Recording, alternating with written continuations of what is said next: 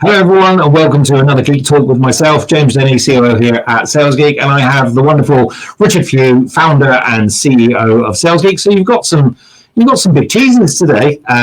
I don't know why we're doing this, but we felt we ought to do something around the budget because it's been such a talking point, and it's something that we talk about a lot, obviously, within businesses, is the impact of the economy onto ourselves as an organization, our business, and how do we use that to leverage our growth, manage costs, and all the rest of it. So we're going to give you our thoughts and insights on what this tells us. Now, full caveat, the budget, as you watch this, was a couple of hours ago. So we've had to take that in. We've had to get some insight into that, and so let's take some observations from it.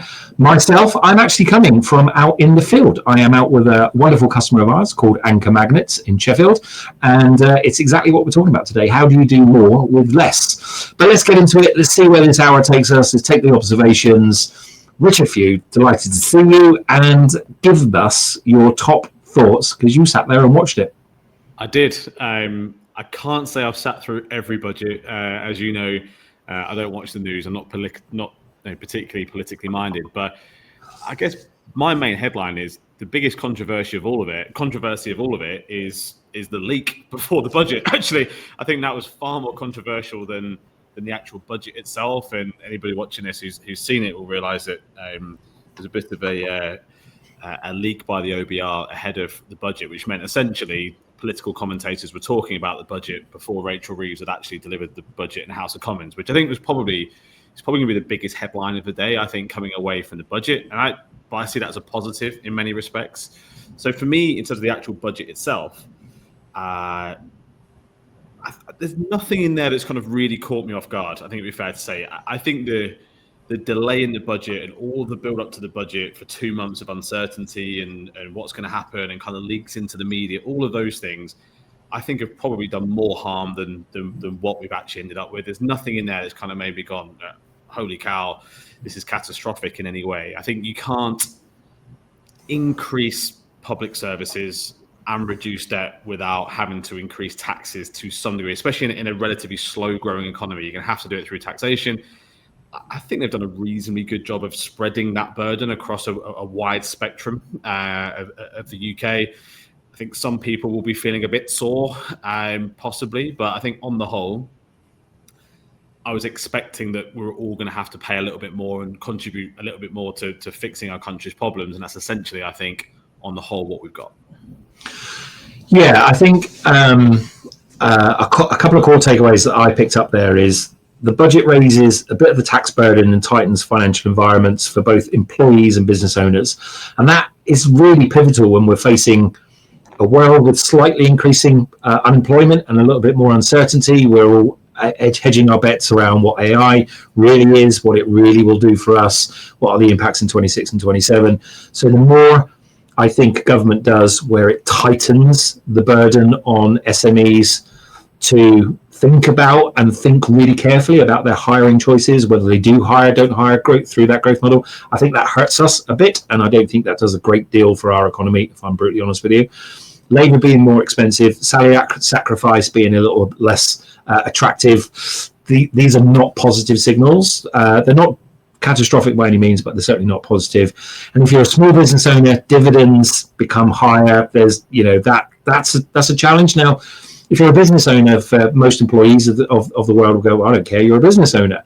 But let's think about it. There are 5.5 million businesses in the UK today, of which 99.16% of those businesses are under 30 employees, which means the beating heart of the UK economy is the very small of businesses in the UK today.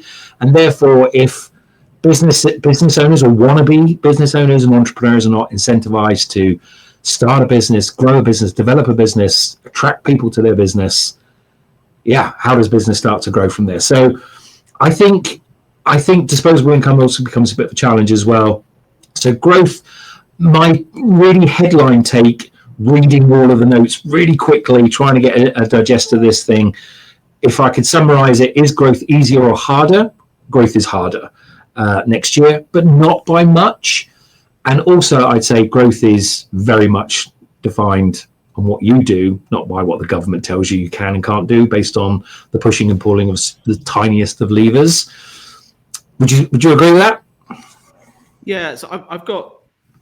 Yeah, so I don't disagree with what you said. I've got, I suppose, a slightly different angle on the same perspective, which is, I think in the micro, I think you're right. I think there'll be certain things that have got harder. Essentially, employment's become more expensive. You're going to have members in your team who, although this government said they weren't going to increase income tax, by freezing the thresholds, they essentially have. It's a bit of a stealth tax, really, which is going to kind of creep in over the next couple of years. So your team members are going to be feeling the pinch. And as a business, you're going to be feeling the pinch in terms of some of your costs. And I guess as a business owner, and I think this is where, if I could personally wave a magic wand, but it's a very selfish statement to make, I think there's dividend. I think there's profit extraction and there's profit extraction. I think when you're running a small limited company where some of your wages are made up of dividends, I think that's a very different type of dividend earnings than someone literally drawing from an asset that's passive for them and they're not putting any effort into it. I personally feel like that should be taxed differently, but that's a very selfish view for me. But overall, James, I guess if I'm honest, paying a couple of percent in extra, if that means better schooling, it means better healthcare, it means better policing, it means more defense budgets in a slightly scary world that we live in. I'm happy to pay my share into that pot. And I think the other thing is, like, is it easier or harder to grow? I think this is perspective, and you know that I tend to err on the side of optimism, James. I think this is perspective. So at a micro level, I think, yes, I think it's probably harder to grow. At a macro level, I think the thing that's been holding the UK back the most over the last probably 6 or 7 years has been absolute uncertainty, right? We've been through COVID, we've had endless prime ministers, and ever since the Brexit referendum, really, the global markets have looked at us and gone, you guys are a little crazy, and kind of like foreign investments being very, very low. What I did take away from this budget was it felt very stable and steady, and I think the markets have reacted accordingly. The markets haven't really reacted at all, which I think is possibly the best reaction it could have had. So therefore, is the UK a safer place to invest? It might not be the cheapest, but it might be a safer place to invest. Better public services, a safer country, better healthcare, better well-being for employees in organizations working in the UK. Is that overall a good thing? Can that offset some of the other challenges? I think it possibly can, if that infrastructure is there to make it a great place to work and a great place to grow a business. Yeah, so I'm with you that everyone should pay their fair share. I think it's right. My try not to get political about these things, right? Because we've never done this before. We always stick in a swim lane, and our swim lane is sales management, sales leadership, and how to build the core of a sales engine for any scale and growing business, etc. But it's hard to not take some lessons from this. And one of the lessons I think I grab, and we've used this in Sales Geek a number of times actually. It used to be the Conservatives. Now I have no allegiance either way or the other. I don't care. I feel, if I were to make my political statements known, I feel it's a case in the UK of it's dumb and dumber, depending on which way you want to vote. And we used to use the Conservative government, the Conservative leadership specifically, when we had the whole rotation of different prime ministers, as the de facto example of how not to do it, how not to be leaders, how not to do leadership, how not to inspire a group around you. And the government has a very tough challenge, right? Because they've got to inspire a nation, let alone their own party. And for me, I'm not a Labour fan, never have been, but I had high hopes for Labour. I had high hopes for this, what they might be able to achieve, because it's all about the results, and I don't care the colour of your tie you wear. But I feel they're just much of the muchness when it comes to that leadership side of things. Are they demonstrating leadership to the 5.5 million small businesses that are out there, to demonstrate that this is the way forward? Yes, you've got to take your burden of tax. Yes, you've got to take your, we've got to all be in this together. I get all those things, but are they demonstrating leadership that gives UK industry a clear North Star, to be one of a fancy set of words, that says, yes, we know how we can go there. We know we can leverage a system to get there. I don't think it does, and I don't think it goes anywhere near it. So yet again, we've seen we've seen in the last few months that UK industry has sat on its backside. There's this term called dry cash, and that dry cash is a term that is used by business and consumers, where you sit on your investments, you sit on your money because you're not sure what to do. You're waiting for something. In this case, we've all been waiting for a budget. So now the budget's been, we've all heard it. Is everyone now going to set the flow of money? Are people going to do things now? And I think if you were to just purely take what you've read on the budget, and I can read out the 8 key statements of the budget if you like, and I will do just so that someone's got some reference points about what the budget says, then the economy is going to stay exactly where it was, if not going to go backwards. So I think the overriding message I pick up from this budget and from this government in general is stop relying on anything and everything you see. Stop relying on anything and everything you want the government to do for you, and do it for yourself. Because if you don't do it for yourself, nobody else is doing it for you. Yeah, there's nothing in there that you cannot overcome through just being better at what you do. I think, to be fair, I mean, well done. We lasted 9 minutes before we went political. Sorry. 9 minutes is okay, though. I'll take that. Yeah. But no, I agree with you. So I am a staunch centrist, I guess, in politics. I don't really have a preference either way. I kind of believe in that we should be able to achieve a balance of creating an environment for people to be entrepreneurial and sort of capitalist in that way, but also looking after people that need the support and help whilst having great public services. And I think we've proved it in the past as a country, there is a way to get those balances. And but I do think my expectations, and I guess like any of this stuff, right, it's when do expectations meet kind of what's actually happened? And I think for me, mate, broadly, yes. Like I said, there was no real surprises or curveballs in there for me. There's a few things that I don't think anyone's going to come away from this budget, certainly who's probably watching this, who's not going to feel a bit of a pinch somewhere in it. But in an economy which are now, I think the OBR have obviously downgraded their growth forecast over the next 4 years. I think it's sort of down, is it 1.5% as an average growth rate over the next 4 years? Yeah.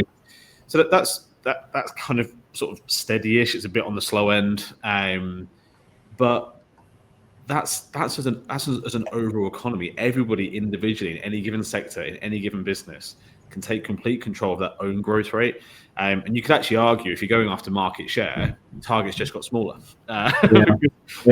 It isn't growing, right? So you could argue that there's a benefit in that. But I do think off the back of what's been a crazy, I mean, we've been trading, 9 years next year, Sales Geek, and it's been a crazy 9 years with Brexit referendums, like I said, COVID, we've had endless prime ministers, we've had wars, we've had all sorts of crazy things going on.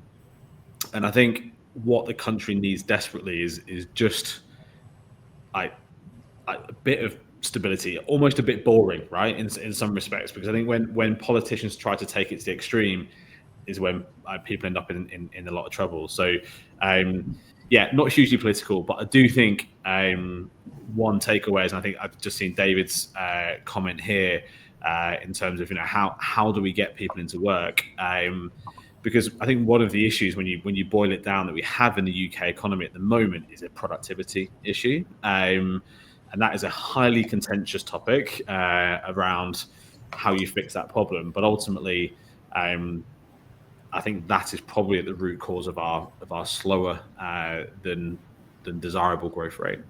Yeah. So you can see David's comment on the front. How has this budget helped people getting off of benefits and into work so taxes can be obtained when they remove the two-child welfare benefit cap? I think the bottom line is, I don't think it has. I don't think it's materially helped in any way. But again, it's reflecting back, isn't it, that there's nothing material in the budget. I think that drives one outcome to another. It's a little bit of everything and a little bit of nothing across the piece. It's a difficult thing. I was hoping we'd come on here and we had some real meat and bones and some real stuff to get into. But I'm looking at it going, yes.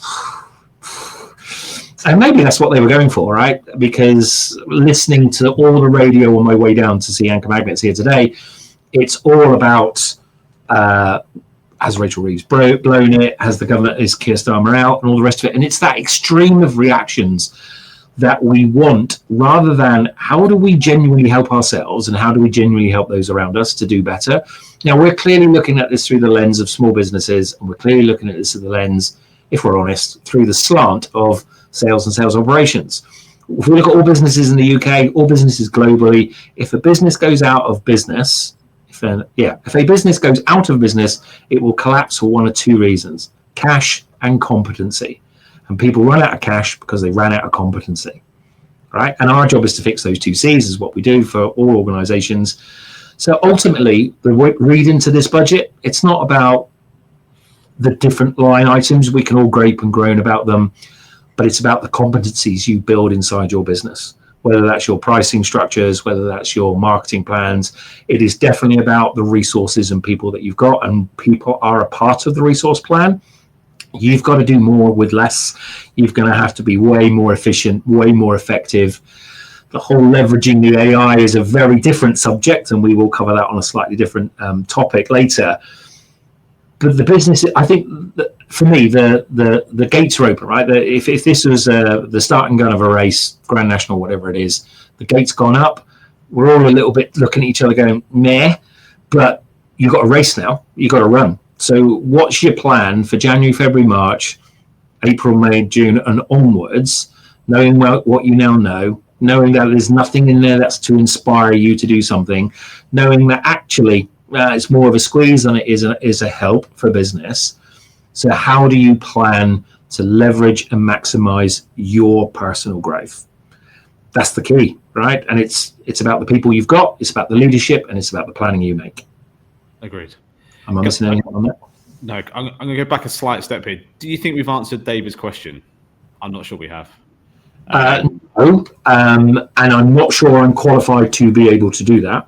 So I'm going to have a go at the risk of putting my size 9 well and truly in it, because I think this is a very contentious topic. So any way we can remind ourselves of the... Yeah, I'll put the question back up. So David was asking. There it is.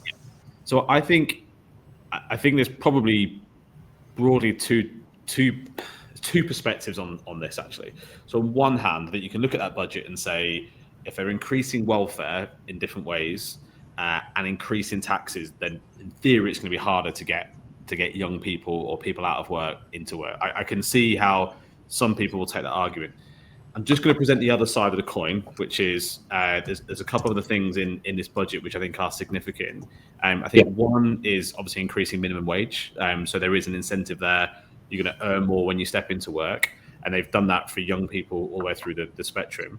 They are making apprenticeship training free for SMEs, for 25-year-olds. So there is an incentive there for SMEs like ours they've removed the barrier to entry entirely for training of apprenticeships.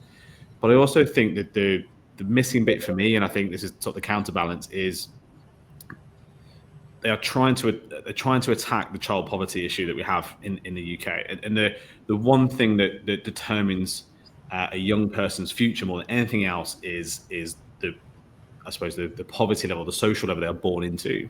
And I think the argument definitely is on one side of the house, which is if young people are born into poverty and live that lifestyle, and I think there are examples I've even heard recently, even in Lancashire, of 5 generations of non-working family members, and those young children potentially they've got almost no chance of going into employment. If they can elevate those young children through improving their upbringing, through them not growing up in poverty, are they more likely to seek ambition and go into the workplace? Certainly if wages and entry level wages are higher. So I think that's my balanced view on it. I can see it from both sides. Some people saying, well, if benefits are up and taxes are up, then no one's going to go and work. I also think that there is definitely some opportunity there in terms of minimum wage, apprenticeships, and taking children out of poverty, which means people potentially and young people will get into work. Is my my balanced view. And very balanced it is, and thank you very much. I like that. There's some other things that's going on there as well. You know, the government's making it easier for entrepreneurs to start. That's a good sign. I think what was the stat?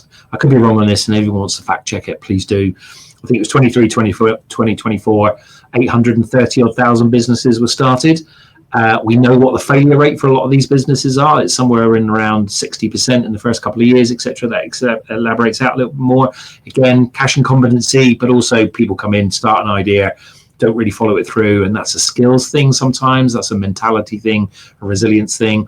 We all have great ideas to start a company, but to follow a company through and actually scale it and develop it and get it to somewhere of some level of maturity where it means something at a local domestic level is another thing altogether. But fair play, they are making it easier for entrepreneurs to make a start, to scale in the UK, and most importantly, I think, to stay in the UK. That is a good sign, because of more industry and more sectors that we can retain in the UK, that fosters growth, and we'll see dividends of that down the road for sure. And I think that's definitely a good thing. You can't argue with that.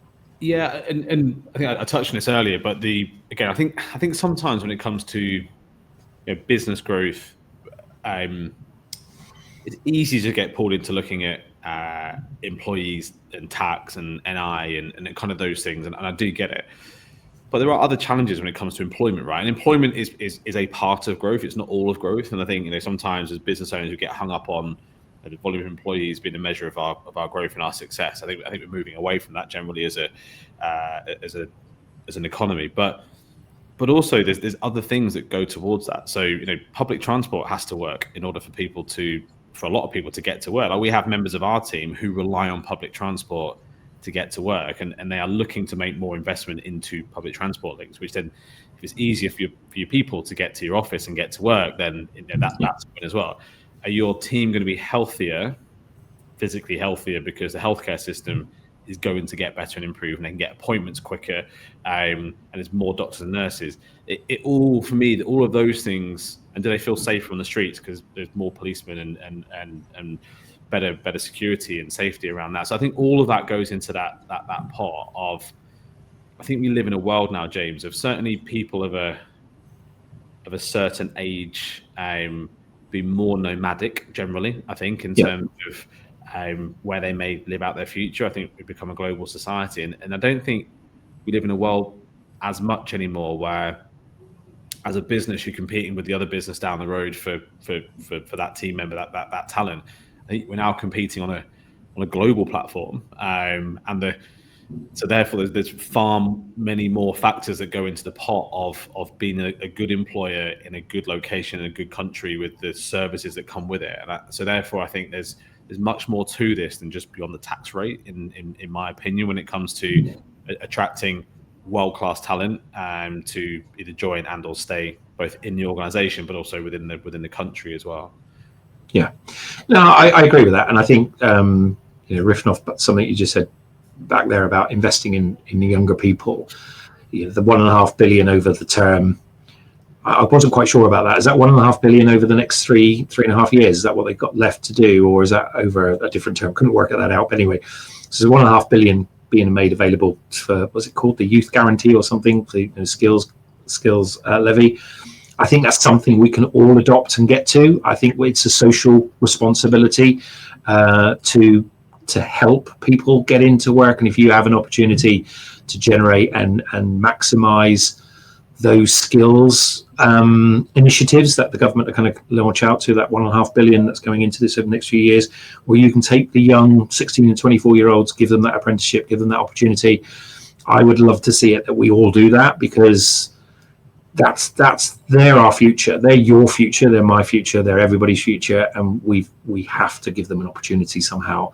And I think that starts to answer part of the, how do we get them off of benefits in a different way. So I definitely welcome that. What needs to be done, though, or in my eye, is what is business going to do to gravitate itself around that? Gravitate, is that a word? I'll say that.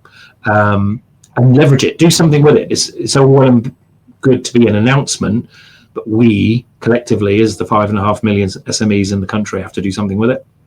Yeah, and if you look at the data in the UK, the challenge that I've got to solve is we've got more people retiring in the next 10 years than we have working age young people coming into the economy. So our workforce, in theory, could shrink over the next 10 years. Therefore, productivity and efficiency becomes important, and/or growing that workforce with skilled people coming into the country to add value to the economy. Therefore, again, as a country, our value proposition has got to be sound for people to want to come and work in it, because actually, I don't think this is just about mobilizing our young people or people that aren't currently working in the UK, because actually unemployment's pretty low and has been for a long period of time. It's crept up a little bit more recently.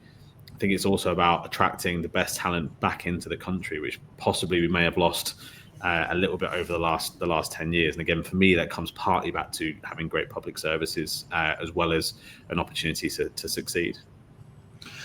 So moving on a little bit as to trying to put a bit of focus of what can businesses do with all of this information. I think, again, I'm going to be a little bit more controversial to say there's nothing in there to be too inspiring. I do like the apprentice program. I think that's something you should all consider as a business. There is something in there for many people and leveraging that, but it's the productivity thing. If you go through the budget in detail and start sifting through all their numbers, everything's coming back down to a productivity element. So it's a productivity per person, per hour, per day, per capita, whatever all these things are. But you need to know your productivity numbers. And I think with the squeezes that we've got on and that we're now going to carry with us into 2026, businesses have to be focused on how do I increase and develop my productivity with what I have. Yeah, and they say necessity is a mother of innovation, right? So the good news is, if you weren't needing to innovate previously, you're probably going to have to now. And you can see that as a bit of an inconvenience, and you can see that as we're going to have to change the plan a little bit. But I think for me, I'm a great believer that when things get a little bit harder and things aren't going quite as well, it forces you to get better. So if people approach this with the right mindset, they will end up with a better business as a result of it. And I think for me, that is what you've said, which is around efficiency. I also think a little bit of diversity in revenue stream and internationalization of organizations. I think for me, if you are only selling in the UK right now, where the economy might only grow by 1% every year, I would certainly be looking at markets a bit like we've done as Sales Geek, be looking at markets where there's a higher growth rate, where potentially you can increase your revenue streams from other regions around the world who have better economic forecasts as well. There's no reason why you can't do that. Yeah, I think that's a really important part, and I think we can give some experience to that. So Sales Geek is very fortunate to trade across 3 continents, 12 countries right now, and that expansion goes and grows and grows. But we took that as a bravery thing, right? We felt together, should we just stay here, or we're Sales Geek, right? At the end of the day, what else should you do? You look at markets like you look at anything else, your products and services. Where else can you go? And there's no limit.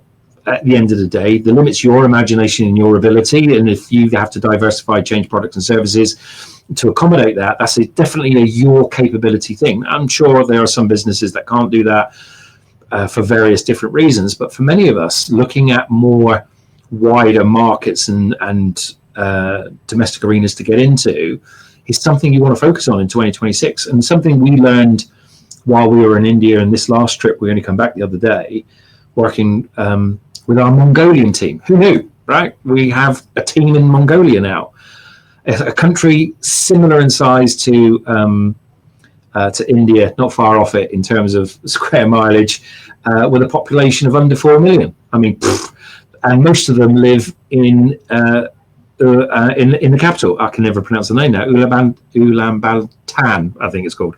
I clearly got that wrong. I clearly mixed that up. But what's interesting between our Mongolian counterparts and our Indian counterparts who are training out there, their attitude, and I think this is another big thing, I think, when listening to a budget, and I like what you say right at the top of the program there, Richard, is that you don't listen to the news, and rightly so. I think that's the right thing for most of us to do. If it's important enough, someone will tell you about it, but not the point I was going to make.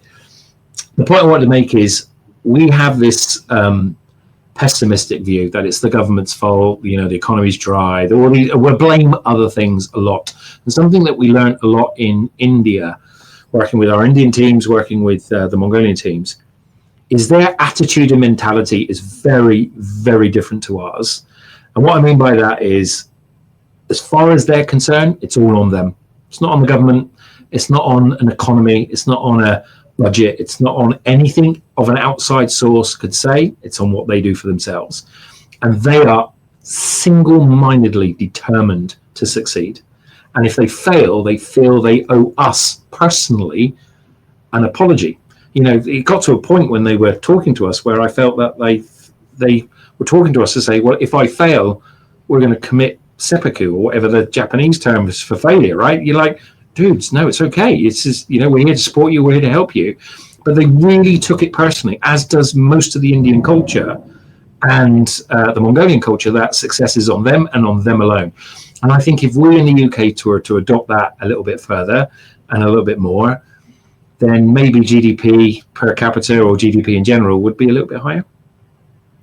Yeah, I think as we get into the what can be done phase of this conversation, this 100% starts with mindset for me. It always starts from the inside out. I think if you're a small business owner watching this, or even a sales leader in a sort of mid-sized organization, it starts with you and it starts with your mindset. It's not when you look at the budget, there's no mountains to overcome here. I don't think. I think there's some molehills and some bumps and some stuff that you'd rather it be smooth. But I remember our conversation, James, last week while we were in India. And I said to you, I think there's no way on earth anyone's going to come away from this budget and fist pump. It was just never going to be that budget. No. Never. The question was going to be, how painful is it going to be? And I think on the whole, for most people, not very. It's a bit, and I think that bit's going to creep a little bit over the next few years with the tax threshold being frozen. But I think in the short term, over the next kind of 12 to 18 months, unless I've completely missed something here, there's a little bit of pain for a lot of people. But in terms of what that means for your business and the opportunity for your business, they're kind of molehills rather than mountains that need climbing. So I think it starts in the mind. I agree. David Woodcock on one. He's on again. Go on, lad. Yeah, look at this. This is a really interesting topic, actually.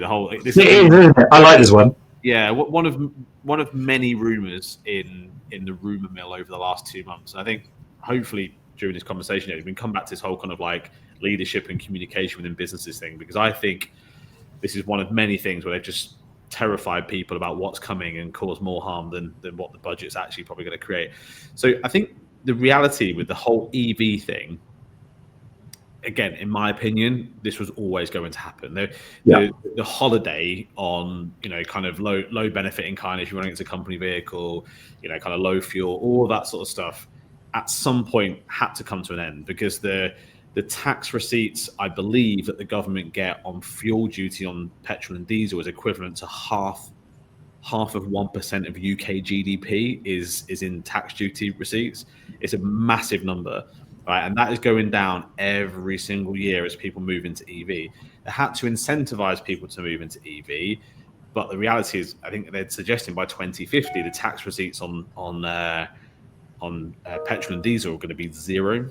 So that is they've got a massive hole to fill there, which they've got to fill in different ways. And I think the adoption of EVs on the whole has been probably been faster than expected. I think certainly it's sped up a lot over the last couple of years, excuse the pun. I think partly because I'm a petrol head, have always been a petrol head through and through. I grew up the son of a mechanic and around vehicles all the time. I love a combustion engine, but EVs are really good fun to drive, right? They are rapid and they are efficient, and I think the adoption of them is happening very quickly. The government need to find a way to get value. And to be fair to them, what they have done is introduce a tax, which is a variable tax, which means the more you use it, the more you get charged. So actually, if you're not using a vehicle a huge amount, it's not an issue. And I think I tried to do the maths on it a little bit, and I think it's like 150 quid for every 5,000 miles. So if you're doing 10,000 miles a year, you're paying 300 quid a year in tax, which, bearing in mind the money you're saving on petrol and diesel, and the road tax savings you're getting because EVs are cheaper to road tax and EVs are cheaper to run through benefit in kind through your business, and so on and so on and so on. It's actually a relatively small amount versus the savings that you're still making. That's my view. Yeah, I don't disagree. I think when we first heard the noises around road tax for EVs and that, I was as banging my fist on the table as anybody else. But I've just got rid of my petrol. I've done the right thing. I've been a good community representative here, and I've gone on the whole EV thing. But the reality is, for anyone, as you rightly say, if you've never done it, I went from love my petrol cars and all the rest of it. I've got an EV, and I don't care what tax you give me. I'm never going back. The EVs are just the right thing to do. They're great fun and all the rest of it. And it's not just about the fun, but there's so many other benefits of what you save without factoring in just the road tax side of things. And I think overall, yeah, £150 or 150 for 5,000 miles, if that's what it is, it's a good compromise. What I would say to everyone is get ready though, because as Richard rightly says, most of those receipts come from petrol cars, and as those petrol cars dwindle over the next 3 years, 5 years, and 10 years, the burden of all of that tax where the government got that from vehicles, unless something else comes up along the way, that will fall back to EVs somewhere along the line, right? So those taxes will go up, you're going to get different things, and that's a natural normalization, I think, of transitioning from one technology to another. So, yeah, I think you're going to have to embrace that one. You're definitely going to have to embrace it. And I think you've got to be, I suppose, if we're being honest about it, they're only going to find more ways to tax EVs because it's going to become the dominant kind of vehicle type on the road, and the government can't afford to not have tax on those vehicles because certainly where we live up here in East Lancashire, the roads are dreadful. There's potholes everywhere. The roads are pretty crap. I think it'd be fair to say. So, this thing, it all needs paying for, right? So I think those taxes will continue to increase. Yeah. So ultimately, we're all in the same boat together. We're just all the same ocean, isn't it? As the saying goes, we're all in the same ocean together. We all just sail different boats. We're all in the same place. It's down to us as small business owners, as the economy drivers of what actually makes this economy turn. It's us. It's Sales Geek. It's you. Whatever your business is, it's Anchor Magnets here today that I'm sat with today. These are the boys and girls that drive the economy. And there are two component parts in a business that will drive that economy. It's the leadership of that business, and it's the sales execution of that business. And if you've got great leadership and you've got great sales execution, you'll do well. If either of those two things are letting you down, then you will slow accordingly. And if both of those elements are actually fundamentally broken, then you're going to fall by the wayside along with everybody else. Ultimately, there was nothing in today to support people getting along on crutches, businesses on crutches. Maybe is that an acronym? We'll have that one. But if you're a business on crutches, there's nothing in there to help you along the lines. You've got to be able to find a way to throw the crutches away, and you've got to run. You've got to embrace your inner Forrest Gump and get rid of those leg braces, and you've got to run, Forrest, run. And there was never going to be. There was never exactly. Going to be that. And I think, I love this. It's on us, right? And I think it's going to be.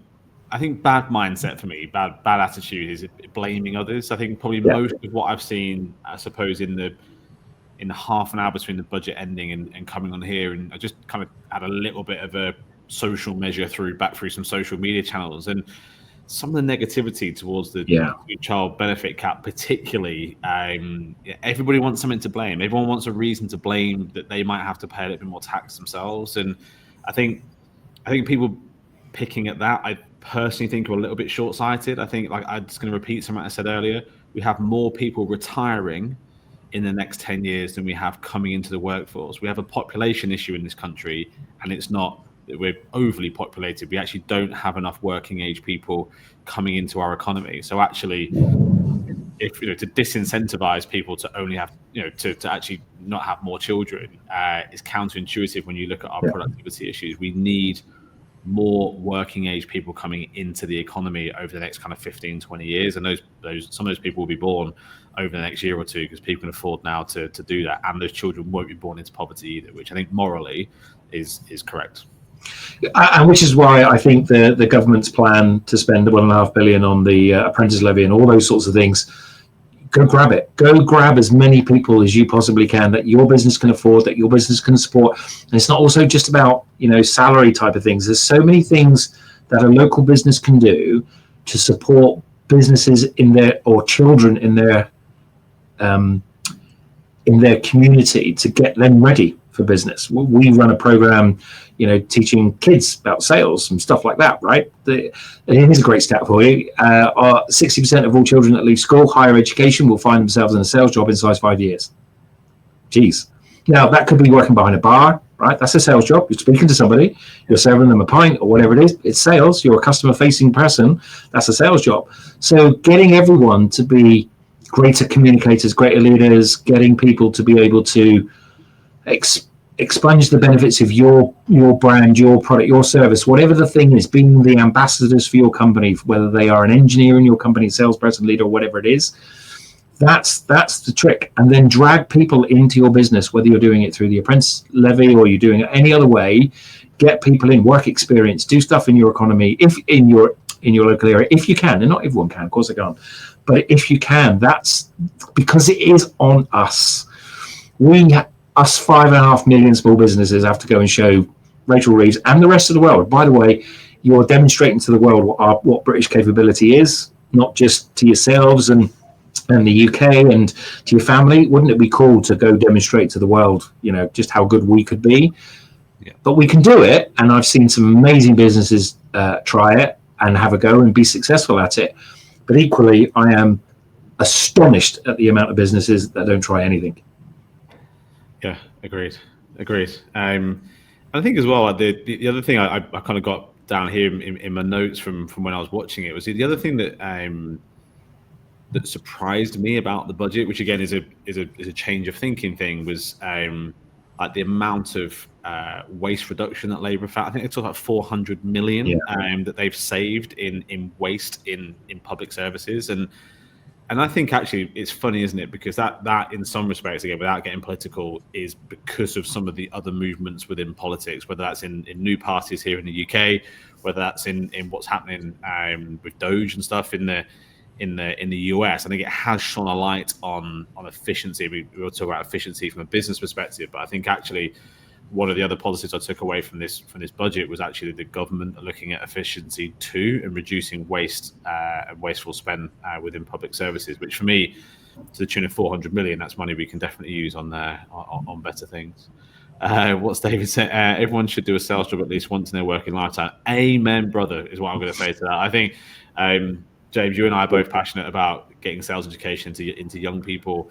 I was on a round table yesterday here in Lancashire. We were talking about like recruitment and talent into businesses, and there's not many businesses that don't want effective salespeople in their organisation, and yet we need to train them as young people or make sales a considered or let alone an aspirational career choice. And I think there's a mismatch somewhere. So maybe watch this space on that a little bit. But I do think one thing that would certainly help our economy, whether that's selling domestically or internationally, is if we had a generation of young people coming into the workforce that knew how to effectively sell the products and services that are designed, engineered, and manufactured in this country. That would be, I believe, a huge boost to the economy. But at the moment, the closest you get to it is probably some sort of business course where you get 3 hours on a Thursday morning on sales, on some curriculum that's probably written by some dude in a stripy tie and a pinstripe suit 40 years ago. It's not particularly useful, but let's not go down that rabbit hole today, James, today. No, it's not, but I want to poke at it because I've seen the curriculum that my daughter goes through for business studies and sales education in her high school. And yeah, it's from the 1970s. I mean, who teaches this stuff? It's a really valid point. And I think, you doing that round table, I did a school careers day, do you remember, a few weeks ago? And I was invited in by my son's secondary school, grammar school, very nice school. And they said, we want to do a careers day. And I went there as sales geek, right? And that's a difficult pitch because we're not saying to somebody, come work for us. We're teaching people this is how you become a great salesperson or a great sales leader, et cetera, et cetera, et cetera. And in that room, we had, there were several universities, obviously Taunton for Business, rightly so. There was a few IT companies. There was the NHS, but they were great. There was a couple of the armed forces units there, et cetera. And on the careers day, the children were coming around and they were sitting at the table, and I was saying, okay, what do you want to be? What do you want to do? And the amount of children that sat there that went, I don't know, which is normal for kids. And then I pivoted the question to say, what do you want in life? What do you want to get to? And that's a big question for a young kid, I get that. But the boys were usual, I want a Ferrari, I want the big thing, I want all the rest of it. So we start asking the question, how are you going to get it? If you want the Ferrari, how are you going to get that thing? I don't know, my dad's going to give it to me or whatever. I'm going to work for it. And I started to get into the mindset of what entrepreneurship was and the effort and work that they're going to have to do to go and get that Ferrari or whatever the thing they're going to do. But most people just didn't have a clue. But I was inspired by 3 people, 2 young ladies and 1 young lad that hunted me out in that careers day and sat down and said, I want to be the greatest salesperson in the world. I want to be an entrepreneur. I want to start a business. I want, and this is how I'm going to do it. This is what I'm going to do. And these guys are 12, 13 years old, and they had a plan. Yes. And that's more that can be said for many businesses today, let alone anything else. We need more of that, man. You need more of that. You need more people at it. So I'm going to emphasize that, and we're going to wrap up in a second. Can you give us? You can all go and read what was in the budget, right? And I think we're kind of broadly agreeing it was a bit meh, not as deep and inspiring as we were hoping. But then, what were we hoping for at the end of the day? We're in an economy that's a little bit stagnant. But what I think the theme here is, it's on us to grow, and we can do it. 5.5 million businesses that get their act together and decide, do you know what, we'll do this. Don't need a government at that point. We'll just crack on. We'll make our own world work. But if you could give three top tips of your takeaway of what a business should focus on in 2026, what would that be? So I'm just giving my client 5 minutes because they're going to come back in and finish the next session, because we are working through those exact plans here at Anchor Magnets. What are we going to do for 2026? So what would be your takeaway based on what you've listened? That if someone wants to go and start on January the 1st, or between now and January the 1st, to build a plan ready for that time, what would be your top 3 tips? Yeah, so tip number 1 is start now. Don't wait till January. That would be tip number 1 to your point.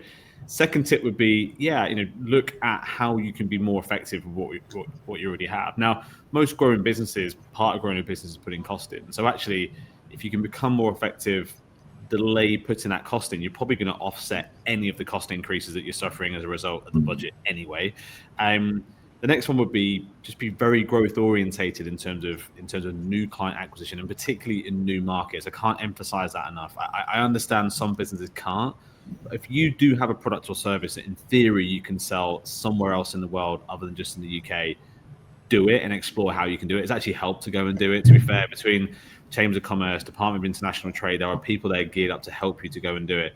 I think that is a great way to de-risk any concerns you may or may not hold about the UK economy.